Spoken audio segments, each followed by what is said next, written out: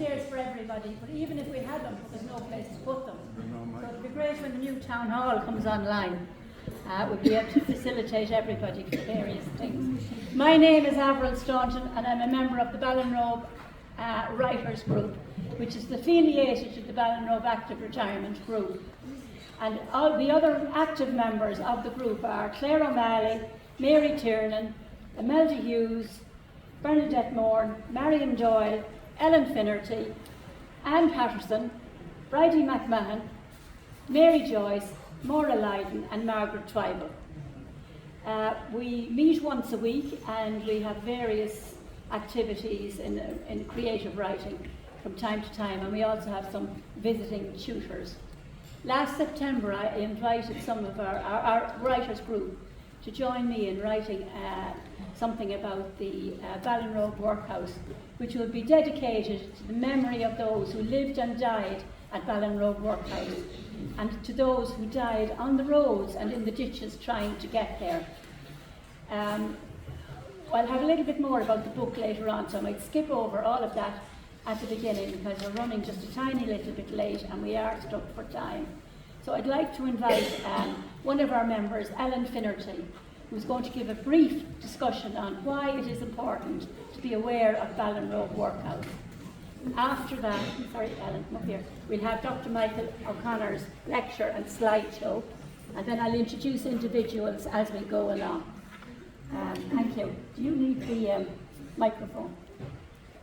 Can you hear us at the back there? Here. No? Okay. Where's the microphone? It's just behind you. Great. Turn that on, please. Now I get this on. Test. Testing. 1, 2. Can you hear better now? Hello everyone. It's marvellous to look down and see such a big crowd here today at the launch of our book. Just in case anybody is mistaken, this is what it looks like. And I suppose the question I'm here to answer is, what's the importance of writing a book about Ballinrobe Workhouse, and why did anyone write a book about Ballinrobe Workhouse?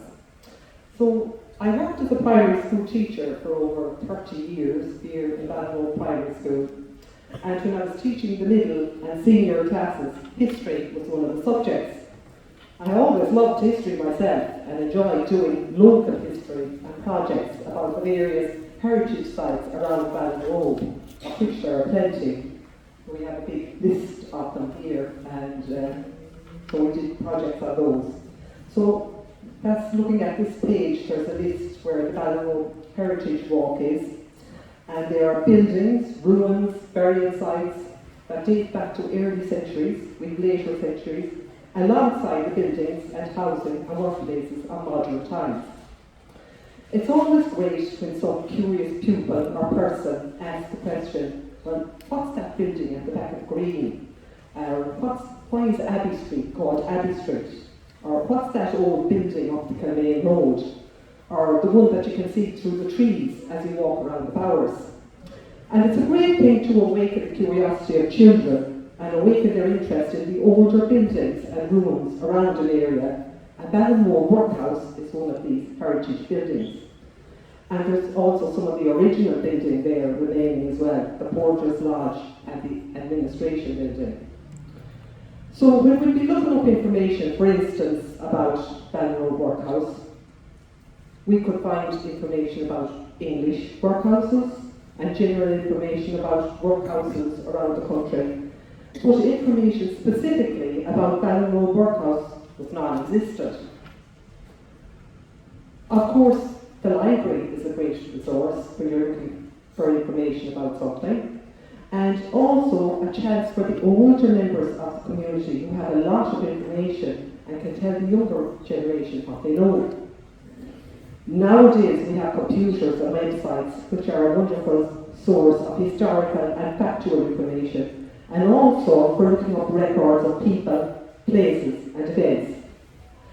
However, the information would not be there if people had not been curious themselves about a certain place or a historical era, event or place, such as Ballinrobe Workhouse in this instance, and taken the time to research, write about it, and upload the information they found onto websites and onto the internet. Research like this takes years to first of all find the information, maps, plans, archives, documents, and records, and then put this information to book form and make it interesting and readable. And that takes time, persistence, and patience. So these authors and researchers, and I mentioned particularly Avril Staunton and Michael O'Connor, who are here with us today, deserve our recognition and thanks.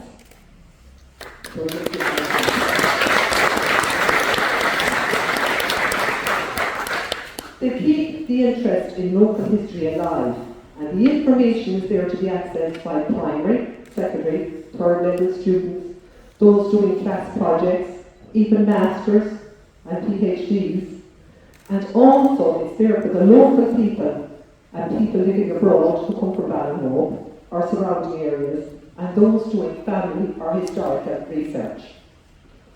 Historical Ballinrobe is a great website to have, and it's going to be expanded and even better from now on. And the information specifically about Ballinrobe Workhouse is going to be part of that website. So, a little bit about the actual book that we have. Ballinrobe Workhouse is the focus or the main theme of the book. Remembrance, creative stories woven into the history of Ballinrobe Workhouse is the name of it. So the first part of the book is question and answer format, covering everything you would want to know about the workhouse, the people who were there, where, when it was built, who was in there, who were the occupants, who worked there, and so on. How long it was there, what happened to it. So the whole story is there. And the diagrams, plans, and layout painstakingly copied by Avril from the actual original plan of Ballinrobe Workhouse is there to be seen in the book as well. The townlands and the roads and everything, particular to Ballinrobe, all to be seen in it. The stories, recounts and poems in the book are about and based on real people from the townlands and areas around Ballinrobe. There is a section about the memorial corner that is on the burial grounds of where Ballinrobe Workhouse was, and a heritage place. That heritage place has been cleaned and a new stone erected, pathways redone, weeds taken away, and is a fit place to walk to and remember those from our very own area who are buried there. The information, accounts and stories about the Earl Grey orphans, about 26 girls in Ballinrobe Workhouse who were among more than 4,000 girls from Ireland and who were shipped to Australia because the workhouses were overcrowded and there was a shortage of women in Australia, needed to work as domestics and set up families, colonising all different parts of Australia, such as New South Wales, for instance. And there is an account of how they were chosen, kitted out for the journey, how they got from Ballinrobe to Dublin, and it's interesting aside here to see what were the modes of transport at that particular era, how they got to Portsmouth in England, went by steamer from Dublin, then boarding a ship called the Panama and sailing for 100 days until they reached Sydney Harbour in January 1850. These 26 girls, whose names and ages are displayed on the discs, you can see them hanging there from the gallery at the back, and the bonnets on one side of the disc are a symbol of the Earl Grey orphans that came from Ballinrobe Workhouse and surrounding areas. Towards the end of the book we have an account of Miss Lynn Nash's visit to Ballinrobe. She's a descendant of Catherine Joyce, who was her great-great-great-grandmother, and she also has a connection to another of the 26 girls called Anne Honor Sullivan. On the day she came to visit Ballinrobe, we had a greeting for her here in the library, and she came with us to visit Ballinrobe Workhouse and the two remaining buildings that are there, the administration building and the Porter's Gatehouse, and also the newly renovated Memorial Corner. So to finish, unfortunately the experience for many people around the world of poverty, famine, natural disasters, starvation, destitution, exploitation and immigration is still a reality. As with the stories and recounts throughout the book, even though it's a bleak and dark time in our history, the small deeds of practical help, human kindness and generosity that were evident and saved the lives and spirits of the many. We here at Ballinrobe are part of the local, national and global history as it unfolds, and we're also the caretakers of the history and heritage of our town and local area. Ballinrobe Workhouse being a small part of that. So I hope I answered the question at the beginning, why we wrote, or why the book was written about Ballinrobe Workhouse. Thank you very much.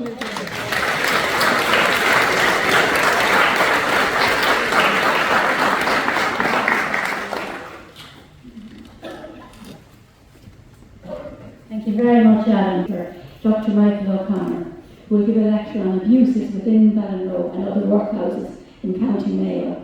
One of his case studies will focus on a 6-year battle between the matron and former head nurse of Ballinrobe Workhouse and the master of the workhouse for control of the infirmary.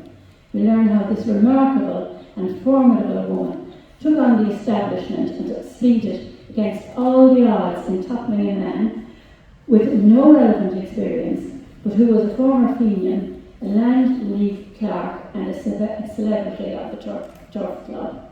Dr. Michael O'Connor is a lawyer, independent researcher and author. He holds a first-class honours degree in law from Trinity College Dublin and the University of Cambridge, and a doctorate in philosophy in law from Trinity College Dublin. He is a solicitor of the Supreme Court of England and Wales and the High Court of Ireland. For many years he was partner in one of Ireland's largest law firms, and his research and interests includes legal history, public institutions, slavery, women and the laws of men, and the history and lives of ordinary people. Michael is a well-known author, and he has a lot of publications to date, including Anatomy of a County Jail and County Mayo, A History of Imprisonment, Capital Punishment and Transportation, Caribbean Slave Owners and Other Lesser-Known Histories from County Mayo, and Criminal Conversations with My Wife, Women and the Law of Men, which was published just 2 days ago. A native of County Mayo from Morris, Michael now lives in Morris, and he also writes very interesting articles in the Mayo Advertiser. So without further ado, I'd like to introduce Dr. Michael O'Connor.